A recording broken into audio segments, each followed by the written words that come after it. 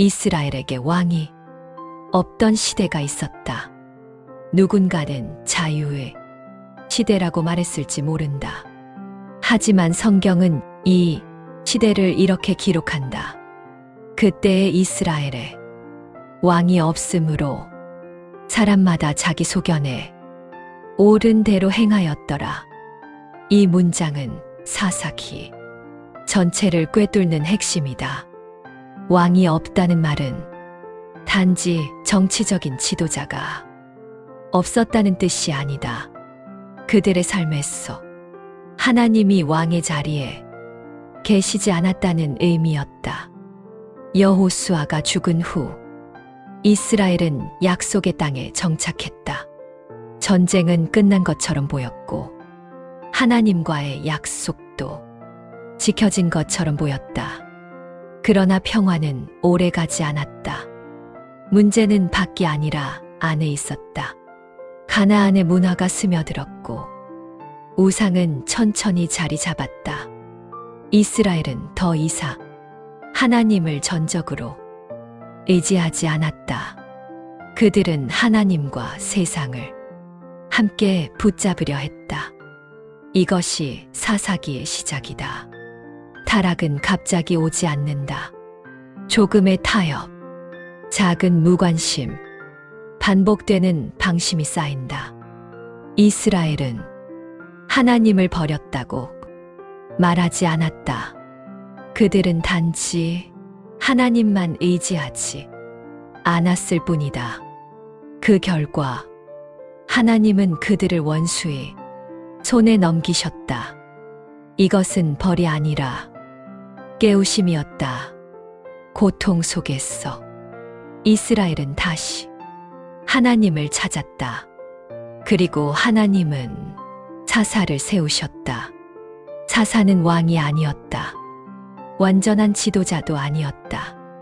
그들은 실수했고 약했고 때로는 문제투성이었다. 그럼에도 하나님은 그들을 사용하셨다. 왜냐하면 하나님은 완벽한 사람을 찾으신 것이 아니라 순간이라도 하나님을 의지하는 사람을 찾으셨기에 때문이다. 이스라엘은 구원받았다. 그러나 문제는 끝나지 않았다. 사사가 죽으면 백성은 다시 타락했다. 이 반복은 점점 더 빨라졌고 점점 더 깊어졌다. 구원은 있었지만 변화는 없었다. 이것이 사사기의 비극이다. 하나님은 변하지 않으셨지만 사람은 계속 같은 자리에 머물렀다. 사사기는 묻는다. 왜 사람은 같은 실수를 반복하는가? 그리고 동시에 오늘의 우리에게 질문한다. 너희 삶에는 진짜 왕이 있는가? 환경이 아닌 하나님이, 감정이 아닌 말씀이, 내가 아닌 주님이 삶의 기준이 되고 있는가?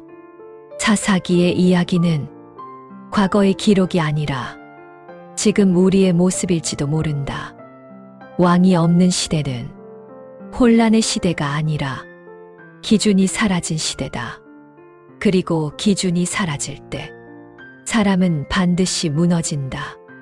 이제 사사기의 이야기는 본격적으로 시작된다.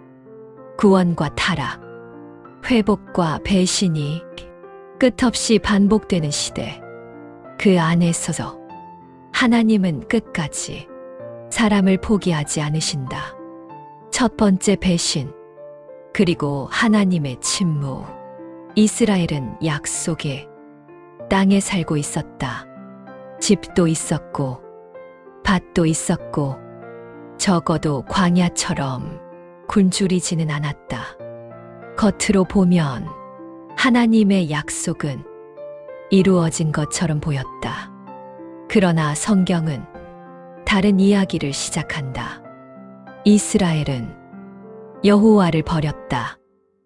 이 말은 갑작스럽게 등장하지 않는다. 사사기에서는 이 배신이 아주 조용하게 시작된다. 이스라엘은 하나님을 부정하지 않았다. 그들은 여전히 여호와의 이름을 알고 있었고 제사도 드렸다. 문제는 하나님만 섬기지 않았다는 것이다. 그들은 가나안 사람들과 함께 살며 그들의 신들을 보았다. 풍요의 신, 비를 내린다는 신, 눈에 보이는 우상들. 이스라엘은 조금씩 그것을 받아들였다. 처음에는 이 정도는 괜찮겠지였다. 그러나 타협은 항상 생각보다 빠르게 번진다. 하나님은 이 모습을 그냥 넘기지 않으셨다. 여호와의 사자가 길갈에서 올라와 보김이라는 곳에서 말씀하셨다. 내가 너희를 애굽에서 인도하여 내었고 너희 조상에게 맹세한 땅으로 인도하였다.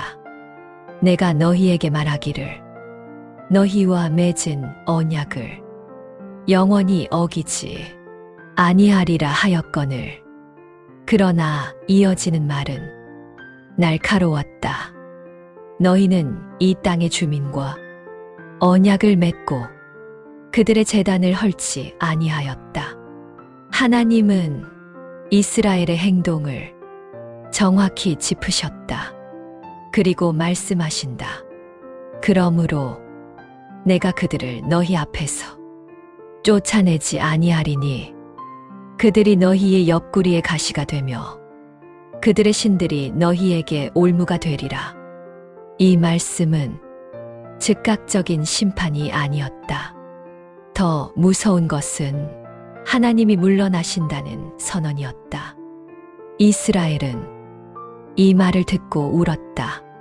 그래서 그곳의 이름을 보김, 우는 자들이라 불렀다. 그러나 문제는 그 눈물이 오래가지 않았다는 것이다. 사람들은 울었지만 삶은 바뀌지 않았다. 눈물은 있었지만 결단은 없었다. 사사기 2장은 아주 중요한 전환점을 보여준다. 여호수아 세대가 모두 죽자 다른 세대가 일어났다. 그 세대는 여호와를 알지 못했다. 여기서 말하는 알지 못했다는 것은 정보의 부재가 아니다. 경험의 부재다.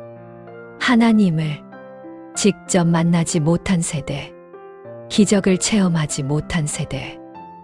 신앙은 전수되지 않으면 사라진다. 이스라엘은 다음 세대에게 하나님을 이야기로만 남겼다. 삶으로 보여주지 않았다. 그 결과 새로운 세대는 하나님보다 세상을 더 자연스럽게 받아들였다. 그리고 다시 반복이 시작된다.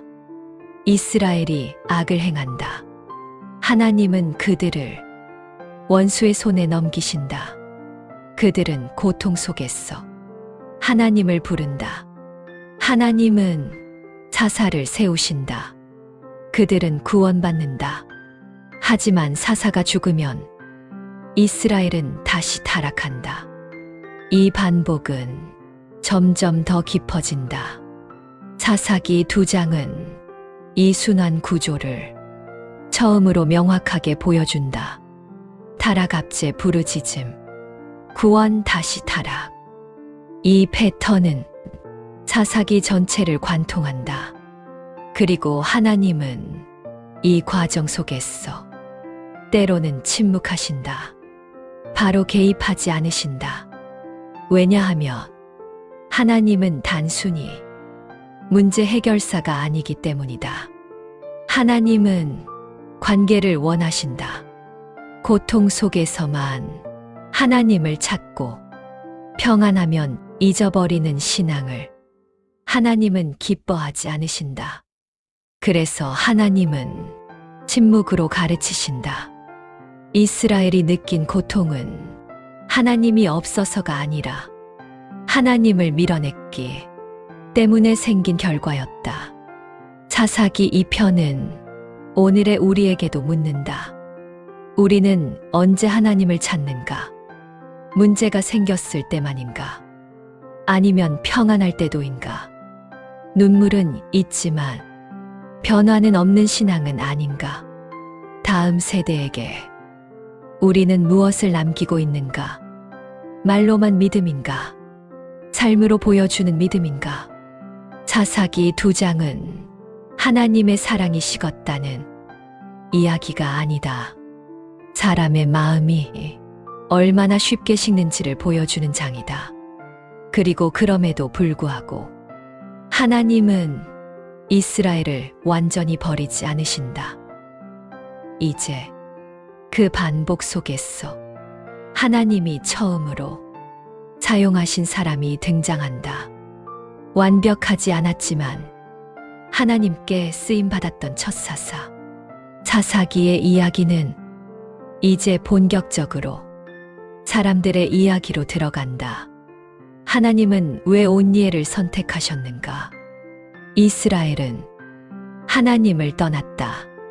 그리고 하나님은 그들을 바로 치지 않으셨다. 하나님은 그들을 기다리셨다.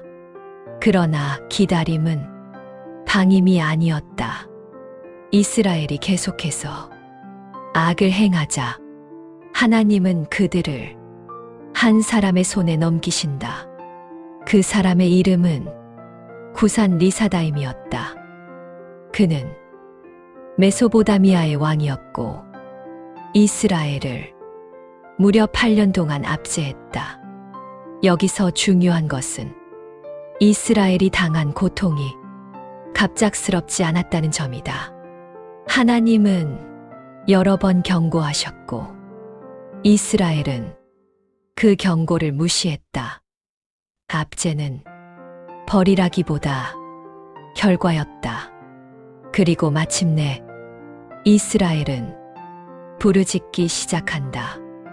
이 부르짖음은 기도라기보다 절규에 가까웠다. 그때 하나님은 한 사람을 일으키신다. 그의 이름은 온니엘이었다. 온니엘은 처음 등장할 때부터 눈에 띄는 인물이 아니었다. 그는 모세도 아니었고 여호수아도 아니었다. 그는 왕도 아니었고 제사장도 아니었다. 그러나 성경은 한 가지를 분명히 말한다. 여호와의 영이 그에게 임하였다. 사사기의 모든 핵심은 여기에 있다. 사사는 완벽한 사람이 아니라 하나님의 영이 임한 사람이었다. 온니엘이 특별했던 이유는 능력이 아니라 순종이었다. 그는 자신을 드러내지 않았다. 그는 백성 앞에서 연설하지도 않았다. 그는 하나님의 부르심에 조용히 반응했다. 하나님은 이스라엘을 구원하셨고 그 땅은 40년 동안 평온했다. 여기서 우리는 중요한 질문을 하게 된다. 왜 하나님은 온니엘 이후에도 계속해서 사사를 세우셔야 했을까? 왜 한 번의 구원으로 끝내지 않으셨을까? 답은 사람에게 있다. 이스라엘은 하나님보다 환경에 더 쉽게 반응했다. 평안할 때는 하나님을 잊었고 고통 속에서는 하나님을 찾았다. 그래서 사사기의 구원은 항상 임시적이었다. 온니엘이 살아있는 동안은 질서가 있었지만 그가 죽자 혼란이 시작되었다. 사사기 3편은 우리에게 묻는다. 우리의 신앙은 사람에게 의존하고 있지는 않은가? 누군가가 있을 때만 바로 서는 믿음은 아닌가? 온니엘은 완벽하지 않았다. 그러나 그는 하나님 앞에서 정직했다. 하나님은 그 정직함을 사용하셨다. 사사기의 시작은 화려하지 않다. 그러나 바로 그 점이 사사기의 핵심이다. 하나님은 눈에 띄지 않는 사람을 통해 역사를 움직이신다. 이스라엘의 평안은 하나님께서 주신 선물이었고 그 선물은 사람의 순종 위에 놓여 있었다. 사사기 3장은 첫 번째 구원을 보여주지만 동시에 첫 번째 한계를 드러낸다. 이제부터 사사기의 이야기는 점점 더 복잡해진다. 사사는 점점 더 인간적이 되고 이스라엘은 점점 더 하나님에게서 멀어진다. 그리고 그 다음에 등장하는 사사는 온니엘과는 전혀 다른 인물이다. 왼손잡이, 사람들에게 무시받던 존재. 그러나 하나님은 또다시 그를 사용하신다.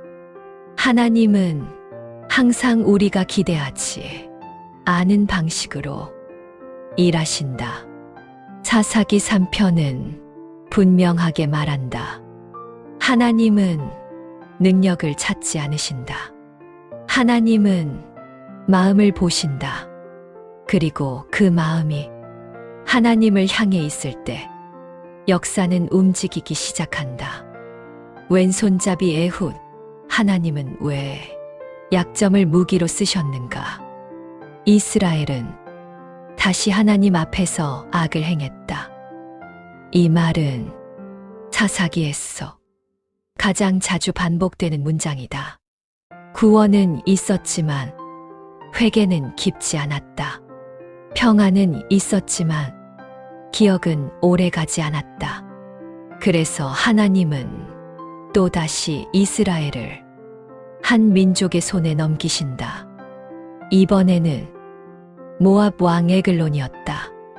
에글론은 매우 비대한 사람이었고 모압은 이스라엘을 얕잡아 보았다. 모압과 암몬과 아말렉이 연합해 이스라엘을 쳤다. 그리고 이스라엘은 무려 18년 동안 압제를 당했다. 18년은 짧은 시간이 아니다. 한 세대가 완전히 꺾이기에 충분한 시간이다. 이스라엘은 결국 다시 부르짖기 시작한다. 그 부르짖음 속에는 믿음보다 살고 싶다는 간절함이 더 컸다. 그러나 하나님은 그 부르짖음조차 외면하지 않으셨다. 하나님은 이번에도 한 사람을 준비하셨다. 그의 이름은 에훗이었다. 성경은 그를 소개하며 아주 짧은 정보를 덧붙인다. 그는 왼손잡이였다. 이 한 문장은 고대 사회에서 약점이라는 뜻이었다. 왼손잡이는 훈련되지 않은 사람, 불완전한 사람으로 여겨졌다. 군사 훈련도 전투 방식도 모두 오른손 중심이었다. 그러나 하나님은 그 약점을 계획 속에 넣으셨다. 에훗은 이스라엘의 조공을 들고 에글론 왕에게 나아간다. 조공은 굴욕의 상징이었다. 이스라엘이 패배했다는 증거였고 왕의 배를 더 불리는 도구였다. 그러나 에훗의 옷 속에는 조공 말고 다른 것이 숨겨져 있었다. 그는 왼쪽 허벅지에 짧은 칼을 숨겼다. 보통의 병사는 오른쪽에 칼을 찾기에 검문하는 자들은 그곳만 살폈다. 그러나 왼손잡이 에훗의 칼은 아무도 발견하지 못했다. 이것은 우연이 아니었다. 하나님이 그 약점을 문으로 바꾸신 순간이었다. 에훗은 조공을 바친 뒤 돌아가는 척한다. 그러나 그는 다시 왕에게 돌아와 이렇게 말한다. 내게 왕께 드릴 하나님의 비밀한 말씀이 있습니다. 에글론은 그 말을 듣고 모든 신하를 물리친다. 교만은 경계를 무너뜨린다. 그 방에는 왕과 에훗만 남게 된다. 그리고 그 순간 에훗은 왼손으로 칼을 뽑아 왕의 배를 찌른다. 칼자루까지 완전히 들어갔고 칼은 지방 속에 묻혔다. 성경은 이 장면을 의도적으로 상세히 기록한다. 왜냐하면 이것은 폭력의 미화가 아니라 하나님의 구원이 얼마나 철저했는지를 보여주기 때문이다. 에훗은 조용히 도망쳤고 신하들은 왕이 용변 중이라 생각해 기다렸다. 그 기다림이 모압의 멸망을 앞당겼다. 이스라엘은 모압을 쳤고 그날에 10,000명이 쓰러졌다. 그리고 성경은 이렇게 기록한다. 그 땅이 80년 동안 평온하였더라. 온니엘보다 2배나 긴 평안이었다. 여기서 우리는 중요한 질문을 해야 한다. 왜 하나님은 완벽한 사람이 아니라 에훗을 선택하셨을까? 왜 하나님은 당당한 장수가 아니라 왼손잡이를 사용하셨을까? 답은 분명하다. 하나님은 사람의 강점보다 자신의 계획을 드러내길 원하신다. 약점은 숨겨야 할 것이 아니라 하나님 손에 맡길 재료였다. 에훗은 자신의 한계를 부끄러워하지 않았다.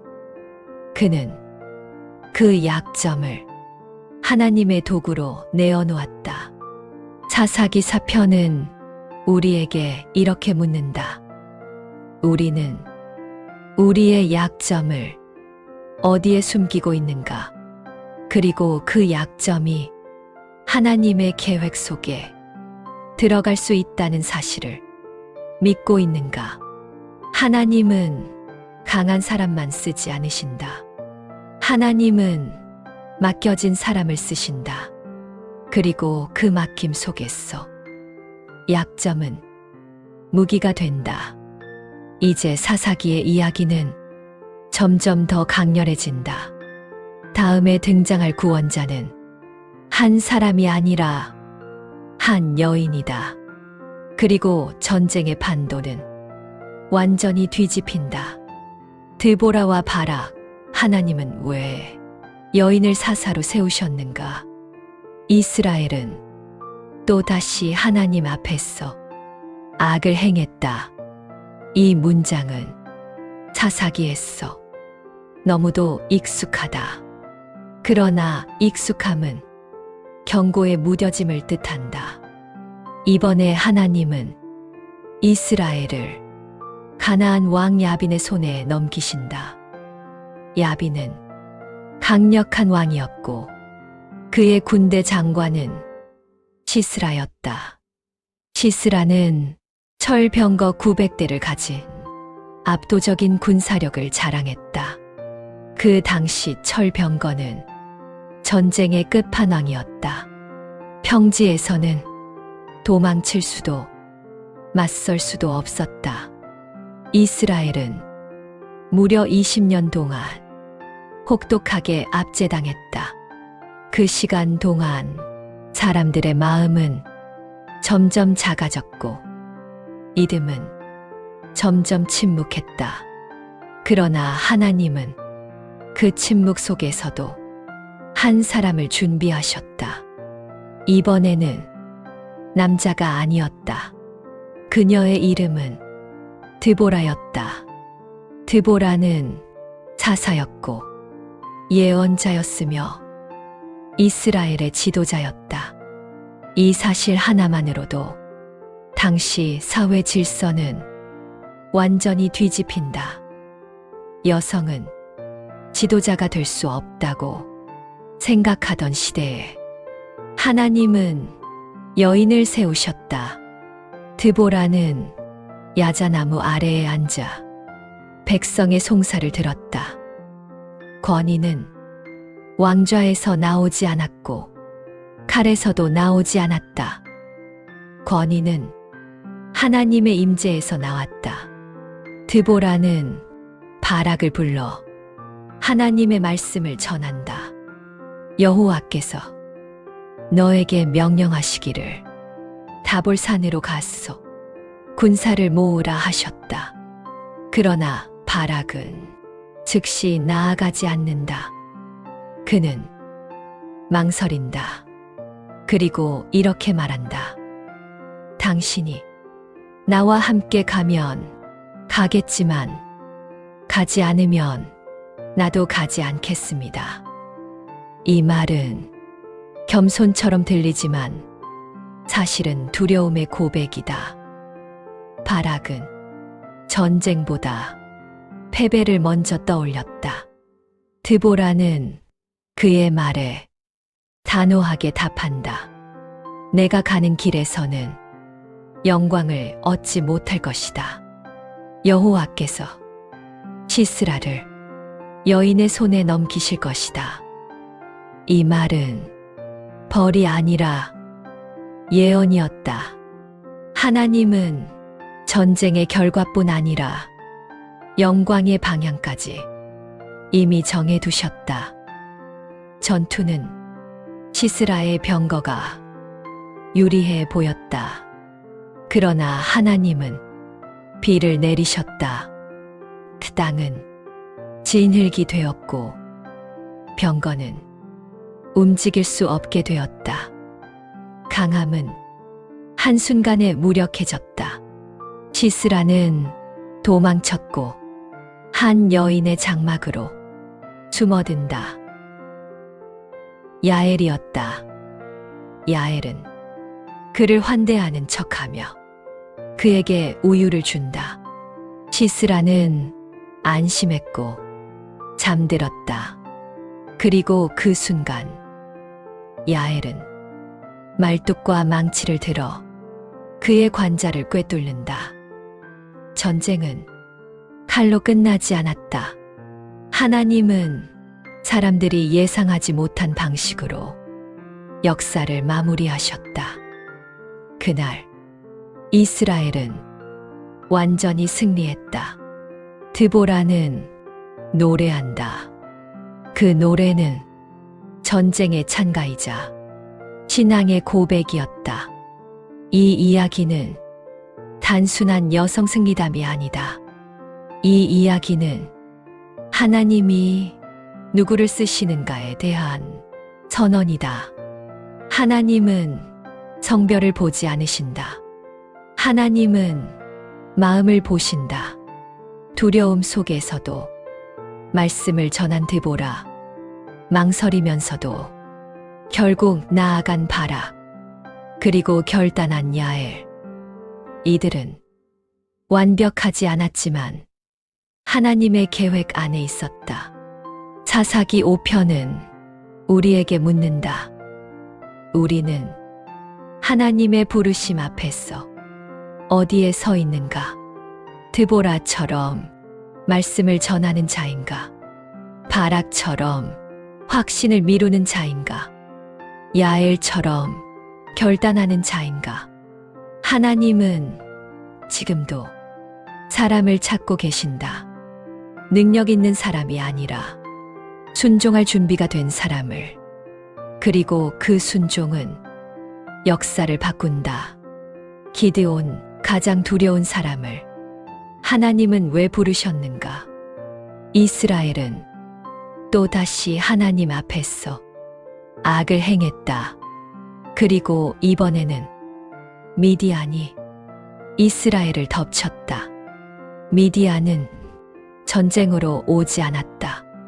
미디안은 약탈로 왔다. 씨를 뿌리면 미디안이 가져갔고 거두려 하며 이미 남아있지 않았다. 이스라엘은 동굴로 숨어들었고 산으로 도망쳤다. 굶주림은 칼보다 잔인했다. 그리고 이 고통은 무려 7년 동안 계속되었다. 그제서야 이스라엘은 하나님께 부르짖는다. 하나님은 즉시 군사를 보내지 않으신다. 먼저 선지자를 보내 진실을 말씀하신다. 너희가 나의 음성을 듣지 아니하였도다. 회개 없는 부르짖음은 구원을 앞당기지 않는다. 그리고 그 다음 하나님은 한 사람을 찾아가신다. 그는 전쟁터가 아니라 포도주 틀에 숨어 있었다. 밀을 타작하는 장소가 아닌 포도주 틀에서 그는 몰래 밀을 타작하고 있었다. 그의 이름은 기드온이었다. 두려움은 그를 숨게 만들었다.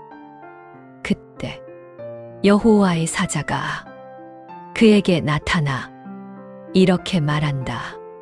큰 용사여, 여호와께서 너와 함께 계시도다. 이 말은 위로가 아니라 선언이었다. 그러나 기드온은 그 말을 받아들이지 못한다. 그는 현실을 들이민다.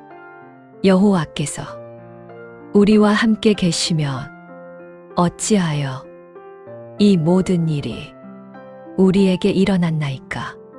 기드온의 질문은 불신이 아니라 혼란이었다.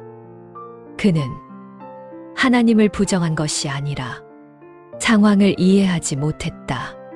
하나님은 그 질문을 꾸짖지 않으신다. 하나님은 기드온을 바라보시며 말씀하신다. 너의 이 능력으로 가서 이스라엘을 구원하라. 그러나 기드온은 자신을 본다. 나는 가장 약한 지파이고 내 집안은 가장 미약합니다. 기드온의 시선은 계속해서 자기 자신에게 머문다. 그래서 하나님은 단 한 문장으로 모든 논쟁을 끝내신다. 내가 반드시 너와 함께하리라. 하나님은 능력을 설득하지 않으신다. 동행을 약속하신다. 그럼에도 기드온은 확인을 원한다. 그는 재물을 준비하고 불이 하늘에서 내려 재물을 사르는 것을 본다. 그러고도 기드온은 두려워한다. 하나님은 그 두려움 속에서도 그를 떠나지 않으신다. 기드온의 첫 사명은 전쟁이 아니었다. 아버지의 집에 있는 바알의 제단을 헐어버리는 것이었다. 그는 밤에 그 일을 한다. 사람들이 두려웠기 때문이다. 그러나 하나님은 그 작은 순종을 사용하신다. 다음 날 사람들은 분노했지만 하나님은 기드온을 보호하신다. 이제 전쟁이 다가온다. 미디안은 메뚜기처럼 많았고 이스라엘은 초라했다.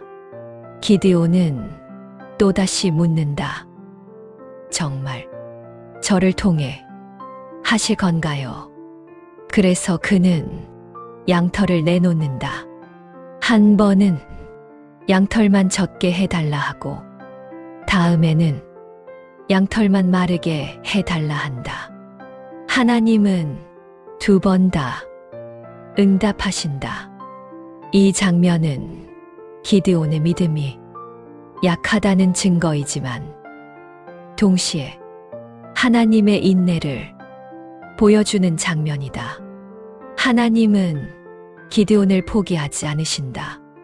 사사기 6편은 이렇게 말한다. 하나님은 담대한 사람을 찾으시는 것이 아니라 두려워도 도망치지 않는 사람을 찾으신다. 기드온은 용감해서 선택된 것이 아니다. 그는 도망치지 않았기에 사용되었다. 하나님은 우리의 속도를 강요하지 않으신다. 그러나 방향은 분명히 요구하신다. 사사기 6편은 믿음의 시작이 확신이 아니라 정직함임을 보여준다. 하나님 앞에서 두렵다고 말할 수 있는 사람, 그 사람이 하나님의 손에 붙들린다. 그리고 이제 하나님은 기드온의 군대를 줄이기 시작하신다. 이해할 수 없는 방식으로, 상식이 무너지는 방법으로. 다음 이야기는 더 놀랍다. 300명, 하나님은 왜 승리를 어렵게 만드시는가? 전쟁은 이미 시작되었다. 그러나 하나님은 군대를 줄이기 시작하신다. 미디안의 군대는 메뚜기처럼 많았고 그들의 낙타는 모래처럼 셀 수 없었다. 이스라엘은 이미 수적으로 밀렸다. 그런데 하나님은 말씀하신다. 너를 따르는 백성이 너무 많다. 이 말은 상식에 어긋난다. 전쟁에서 군사가 많다는 것은 축복이기 때문이다. 그러나 하나님은 다른 것을 보셨다. 이스라엘이 스스로 자랑할까 함이라. 하나님은 승리보다 마음을 먼저 보신다. 그래서 첫 번째 시험이 시작된다. 두려워 떠는 자는 돌아가라. 그 말이 끝나자 무려 22,000명이 집으로 돌아간다. 남은 사람은 10,000명뿐이었다. 이 숫자조차 아직 많다고 하나님은 말씀하신다. 그리고 두 번째 시험이 주어진다. 물을 마시는 방식으로 사람을 가르신다. 무릎을 꿇고 고개를 숙여 마신 자, 손으로 물을 떠 경계하며 마신 자. 선택된 사람은 고작 300명이었다.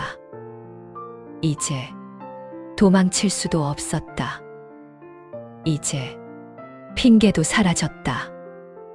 이제 하나님 외에는 의지할 것이 없었다. 하나님은 이 상황을 의도적으로 만드셨다. 왜냐하면 이 싸움은 사람의 전쟁이 아니라 하나님의 전쟁이기 때문이다. 기드온의 마음은 여전히 떨리고 있었다. 그래서 하나님은 마지막으로 그를 위로하신다. 적진에 내려가 그들의 말을 들어보라. 기드온은 밤중에 종과 함께 미디안 진영으로 내려간다. 그리고 그곳에서 놀라운 이야기를 듣는다. 한 병사가 꿈을 이야기한다. 보리떡 하나가 진으로 굴러와 장막을 무너뜨렸다. 다른 병사는 그 꿈을 해석한다. 이것은 이스라엘 사람 기드온의 칼이다. 적의 입에서 하나님의 확증이 흘러나온다. 그 순간 기드온은 엎드려 경배한다. 두려움은 사라지지 않았지만 확신은 자라나고 있었다. 기드온은 300명을 세 부대로 나눈다. 손에는 칼이 없었다. 손에는 나팔과 항아리와 횃불만 있었다. 이것은 전쟁의 무기가 아니라 예배의 도구에 가까웠다. 그리고 기드온은 외친다. 여호와와 기드온의 칼이다. 항아리가 깨지고 횃불이 밝히 드러나고 나팔 소리가 밤을 찢는다. 미디안 진영은 혼란에 빠진다. 그들은 서로를 적으로 오인하고 자기들끼리 칼을 휘두른다. 이스라엘은 싸우지 않았지만 전쟁은 이미 끝나 있었다. 하나님이 싸우셨기 때문이다. 이 승리는 전략의 승리가 아니었다. 이 승리는 숫자의 승리가 아니었다. 이 승리는 하나님께 모든 것을 맡긴 사람의 승리였다. 사사기 7편은 우리에게 묻는다. 왜 하나님은 우리를 약하게 만드시는가? 왜 하나님은 선택의 순간마다 의지할 것을 하나씩 빼앗으시는가? 그 이유는 분명하다. 하나님은 우리가 자신을 의지하기를 원하시기 때문이다. 300명은 적은 숫자가 아니다. 300명은 핑계가 없는 숫자다. 하나님은 우리가 이 정도면 안 될 것 같아요. 라고 말하는 순간을 기다리신다. 그 순간이 하나님이 일하시기 가장 좋은 때이기 때문이다. 기드온은 위대한 영웅이 아니라 끝까지 남아있던 사람이었다. 사사기 7편은 승리의 이야기가 아니라 의존의 이야기다.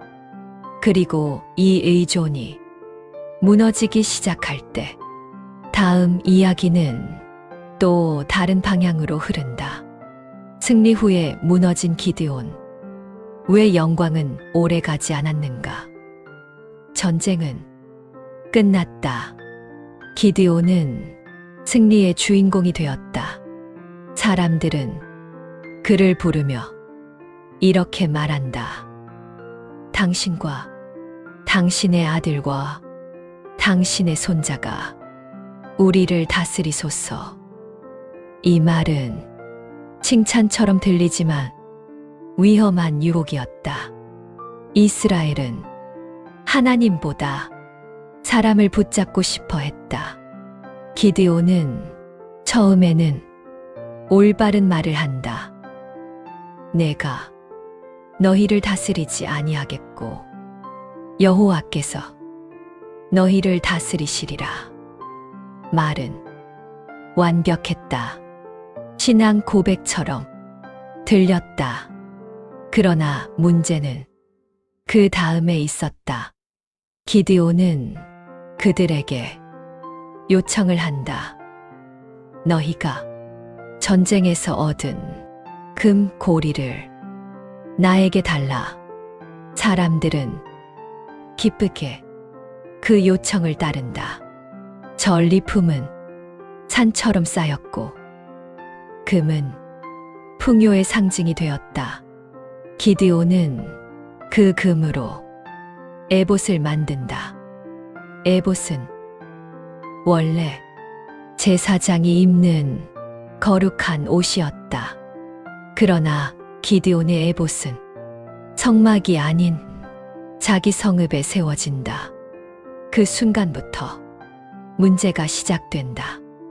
이스라엘은 그 에봇을 따라 음행한다. 이듬은 서서히 방향을 바꾼다. 하나님이 아니라 눈에 보이는 신앙을 의지하기 시작한다. 기드온은 왕이 되지 않았지만 왕처럼 살기 시작한다. 그는 많은 아내를 두었고 70명의 아들을 낳는다. 그리고 한 첩에게서 아들을 낳는데 그 이름을 아비멜렉이라 한다. 그 이름의 뜻은 내 아버지는 왕이다. 입으로는 왕을 거절했지만 삶은 왕의 자리를 향하고 있었다. 차사기 8편은 큰 죄가 아니라 작은 타협이 어떻게 사람을 무너뜨리는지 보여준다. 기드온은 하나님을 배신하지 않았다. 그는 하나님을 버리지도 않았다. 그러나 그는 하나님 외의 것을 추가했다. 그 추가가 신앙을 왜곡시켰다. 성경은 기드온이 살아있는 동안 이스라엘이 다시 미디안의 손에 넘어가지 않았다고 기록한다. 그러나 동시에 그가 죽자 이스라엘은 곧바로 하나님을 버린다. 이것이 차사기의 반복이다. 사람은 위대한 지도자에게 의지할 수 있지만 그 의지는 영원하지 않다. 기드온의 신앙은 시작은 두려움이었고 중간은 순종이었으며 끝은 방심이었다. 차사기 8편은 우리에게 묻는다. 승리 이후에 우리는 무엇을 붙잡는가? 칭찬 속에서 우리는 누구의 영광을 취하는가? 하나님이 하신 일을 기억하는가? 아니면 내가 한 일로 포장하는가? 기드온은 큰 전투에서 이겼지만 작은 선택에서 무너졌다. 하나님은 패배보다 성공 이후를 더 경계하신다. 왜냐하면 성공은 자신을 의지하게 만들기 때문이다. 이제 차사기의 분위기는 급격히 어두워진다. 기드온 이후 차사는 더 이상 구원의 상징이 아니다. 권력은 피를 부르고 신앙은 도구가 된다. 그리고 그 중심에는 기드온의 아들 아비멜렉이 있다. 아비멜렉, 하나님 없는 리더십이 만든 참극. 기드온이 죽었다. 그리고 그 순간부터 이스라엘은 다시 하나님을 잊었다. 이번에는 부르짖음조차 없었다. 사람들은 구원을 찾지 않았고 권력을 찾았다. 그 중심에 한 사람이 있었다. 기드온의 아들 아비멜렉이었다. 그의 이름은 이미 모든 것을 말해준다. 내 아버지는 왕이다. 아비멜렉은 하나님께 부름받지 않았다. 그는 스스로 나섰다. 그는 어머니의 고향 세겜으로 가서 사람들의 마음을 흔든다. 기드온의 아들 70명이 너희를 다스리는 것이 좋으냐? 한 사람이 다스리는 것이 좋으냐? 그는 민심을 계산했다. 그리고 돈을 받는다. 그 돈은 바알의 신전에서 나온 더러운 돈이었다. 아비멜렉은 그 돈으로 불량배들을 고용한다. 그리고 가장 끔찍한 일을 저지른다. 자기 형제 70명을 한 바위 위에서 모두 죽인다. 권력은 피 위에 세워졌다. 살아남은 사람은 단 한 명, 요담이었다. 요담은 산 위에 올라 비유로 외친다. 나무들이 왕을 세우려 하여 감람나무에게 말하되 우리를 다스리라 하였으나 그 비유는 축복이 아니라 저주였다. 가시나무가 왕이 되면 불이 나와 모든 나무를 삼킬 것이다. 사람들은 그 말을 듣지 않았다. 아비멜렉은 왕이 되었다. 그러나 그 왕국에는 하나님이 없었다. 처음에는 모든 것이 잘 되는 것처럼 보였다. 그러나 하나님은 악을 그냥 두지 않으신다. 성경은 이렇게 기록한다. 하나님이 아비멜렉과 세겜 사람들 사이에 악한 영을 보내셨다. 불씨는 균열을 만들고 균열은 폭발로 이어진다. 아비멜렉은 세겜을 의심하기 시작하고 세겜은 아비멜렉을 배반한다. 결국 도시는 불타고 사람들은 도망친다. 아비멜렉은 피를 멈추지 않는다. 그는 또 다른 성읍 데베스로 향한다. 그곳에서도 사람들은 망대로 도망친다. 아비멜렉은 끝까지 자기 힘으로 모든 것을 해결하려 한다. 그리고 그 순간 한 여인이 맷돌 윗짝을 던진다. 그 돌은 아비멜렉의 머리를 내려친다. 권력의 끝은 조용한 돌 하나였다. 아비멜렉은 자기 무기를 든 소년에게 말한다. 나를 죽여라. 여자가 나를 죽였다고 말하지 못하게 하라. 그의 마지막 관심은 회개가 아니었다. 체면이었다. 사사기 9편은 냉정하게 말한다. 하나님 없는 리더십은 반드시 피로 끝난다. 아비멜렉은 사사가 아니었다. 그는 하나님이 세운 사람이 아니라 사람이 만든 사람이었다. 성경은 이 모든 비극의 끝을 이렇게 정리한다. 하나님이 아비멜렉의 악을 그 머리로 돌리셨다. 정의는 즉각 오지 않을 수 있다. 그러나 사라지지 않는다. 사사기 9편은 우리에게 묻는다. 우리는 누구를 따르고 있는가? 하나님이 세운 사람인가? 사람이 만든 사람인가? 그리고 더 깊은 질문을 던진다. 나는 어떤 리더가 되려 하는가? 사사기의 이야기는 이제 점점 더 어두워진다. 그러나 어둠이 깊어질수록 하나님의 기준은 더 분명해진다. 다음 편에서는 다시 짧은 평안이 찾아오지만 문제는 이미 뿌리 내려 있다.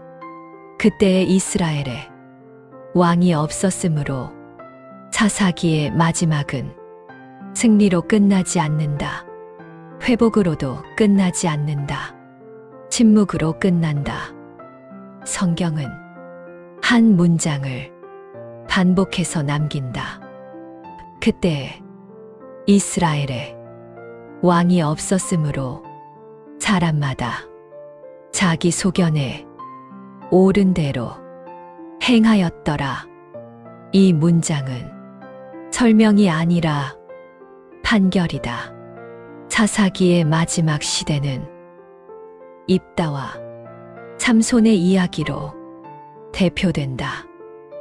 입다는 기생의 아들이었다. 그는 형제들에게 쫓겨났고 광야에 서서 사람들을 모아 살았다. 그의 출신은 상처였고 그 상처는 그를 강하게 만들었다.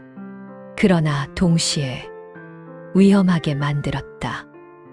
입다는 전쟁 전에 서원을 한다. 내가 전쟁에서 승리하면 집에서 나오는 첫 번째 것을 번제로 드리겠습니다. 이 서원은 믿음이 아니라 불안에서 나온 말이었다. 하나님은 그 서원을 요구하지 않으셨다. 그러나 입단은 스스로 하나님과 거래하려 했다. 전쟁은 승리로 끝났지만 집에서 나온 것은 그의 외동딸이었다. 성경은 그 장면을 절제된 언어로 기록한다. 그러나 그 침묵은 비극의 무게를 더 크게 만든다. 입단은 적을 이겼지만 자기 신앙을 이기지 못했다. 그 다음 등장하는 인물은 사사기의 마지막 사사, 삼손이다. 삼손은 태어날 때부터 특별했다. 그는 나실인이었고 머리카락은 하나님의 표식이었다. 그러나 삼손의 문제는 힘이 아니라 방향이었다. 그는 블레셋 여인을 사랑했고 욕망에 자주 끌려갔다. 하나님은 그를 통해 블레셋을 치셨지만 삼손은 자신을 다스리지 못했다. 그의 힘은 하나님에게서 왔지만 그의 선택은 자기 욕망에서 나왔다. 들릴라는 그의 약점을 끝까지 파고들었고 삼손은 결국 비밀을 내어준다. 머리카락이 잘리는 순간 힘이 사라진 것이 아니라 하나님의 임재가 떠났다. 삼손은 눈이 뽑히고 맷돌을 돌리며 조롱거리가 된다. 그러나 마지막 순간 삼손은 하나님을 기억한다. 주루 여호와여, 이번만 나를 기억하옵소서. 그는 자기 생명과 함께 블레셋의 신전을 무너뜨린다. 이것은 완전한 승리도 아니고 완전한 패배도 아니다. 이것은 무너진 시대의 마지막 몸부림이다. 사사기의 마지막 장들은 더 충격적이다. 레위인의 첩사건, 이스라엘 내부의 전쟁, 지파 간의 학살. 이제 이스라엘은 외적보다 내부에서 무너진다. 하나님은 등장하지 않으시고 말씀도 거의 기록되지 않는다. 사람들만 계속 등장한다. 이것이 사사기의 결론이다. 하나님이 사라진 시대가 아니라 하나님을 기억하지 않는 시대. 사사기는 이렇게 끝난다. 구원은 반복되었지만 변화는 뿌리 내리지 않았다. 그래서 왕이 필요해졌다. 사람의 왕이 아니라 하나님의 통치를 다시 기억하게 할 왕이. 사사기는 실패의 기록이지만 동시에 다음 이야기를 준비하는 책이다. 이 혼란 끝에서 사람들은 왕을 요구하게 되고 이스라엘의 역사는 새로운 국면으로 들어간다. 사사기의 마지막 문장은 오늘 우리에게도 묻는다. 지금 우리 삶의 왕은 누구인가? 환경인가? 사람인가? 아니면 하나님인가? 사사기는 조용히 말한다. 하나님 없는 자유는 결국 혼란이 된다고. 그리고 그 질문은 다음 책 사무엘상으로 이어진다.